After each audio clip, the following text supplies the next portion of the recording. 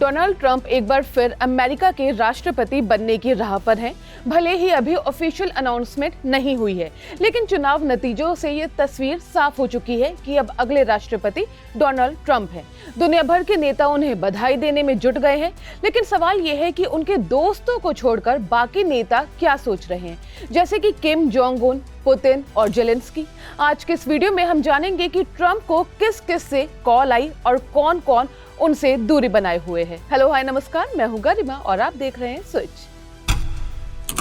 रूस के राष्ट्रपति व्लादिमीर पुतिन ने हैरान करने वाला बयान दिया है। उन्होंने कहा है कि वो अभी ट्रंप को जीत की बधाई नहीं देंगे।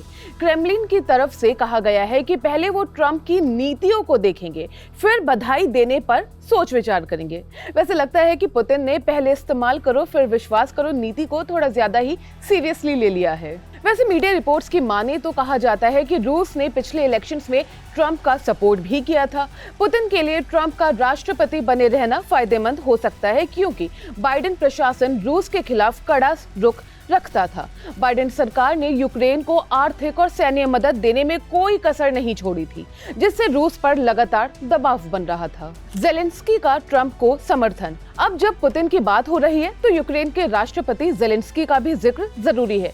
जेलेंस्की ने न सिर्फ ट्रंप को बधाई दी है, बल्कि उनसे यूक्रेन के समर्थन की अपील भी की है। उन्होंने ट्रंप के शक्ति से शांति के विचार को सपोर्ट करते हुए कहा कि उन्हें सितंबर में हुई अपनी ट्रंप के साथ बैठक याद आई है, जिसमें उन्होंने यूक्रेन अमेरिका की रणनीतिक साझेदारी और रूस के खिलाफ जीत की योजना पर चर्चा की थी।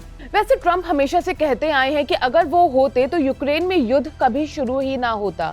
क्रेमलिन को डर है कि ट्रंप पुतिन पर संघर्ष बढ़ाकर समझौता करने के लिए दबाव डाल सकते हैं, जिससे रूस के लिए खतरनाक जो सिचुएशंस हैं वो बन सकती हैं। पीएम मोदी का ट्रंप को फोन। अब आते हैं अपने प्रधानमंत्री यानी कि नरेंद्र मोदी पर। चुनावों में ट्रंप की जीत के बाद पीएम मोदी ने उन्हें फोन कर बधाई दी। सोशल मीडिया प्लेटफॉर्म एक्स पर पीएम मोदी ने लिखा, अपने मित्र ट्रंप के साथ शानदार बातचीत हुई, उन्हें उनकी जीत पर बधाई दी।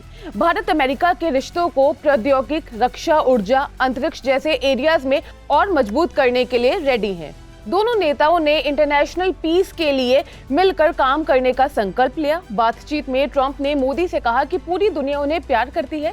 ट्रंप की वापसी को पीएम मोदी के लिए एक सकारात्मक यानी कि पॉजिटिव कदम के रूप में देखा जा रहा है। ट्रंप और मोदी के बीच पुराना मजबूत रिश्ता भी रहा है, जिससे ट्रंप ने चुनाव से पहले दिवाली पर मोदी को दोस्त कहकर जाहिर भी किया था। नेतन्याहू और मैक्रोन की शुभकामनाएं। इजराइल के प्रधानमंत्री बेंजामिन नेतन्याहू और उनकी पत्नी सारा ने भी ट्रंप को ऐतिहासिक वापसी पर बधाई दी। नेतन्याहू ने इसे अमेरिका और इजराइल के बीच महान गठबंधन यानी कि कोलिशन का एक प्रतीक बताया। उनके अकॉर्डिंग ट्रंप की वापसी से पूरी दुनिया में पॉजिटिव बदलाव आएंगे। फ्रांस के प्रेसिडेंट इमैनुअल मैक्रोन ने भी ट्रंप को बधाई दी और उनके साथ काम करने में अपना विश्वास को जाहिर किया है। तो ये थे कुछ बड़े नेताओं के रिएक्शंस। ट्रंप की जीत से दोस्त खुश हैं और दुश्मन थोड़े सावधान हैं, लेकिन देखना ये होगा कि उनकी वापसी से दुनिया में क्या बदलाव आएगा। वैसे ट्रंप की जीत पर आपकी क्या राय है, कमेंट बॉक्स में जरूर बताइएगा।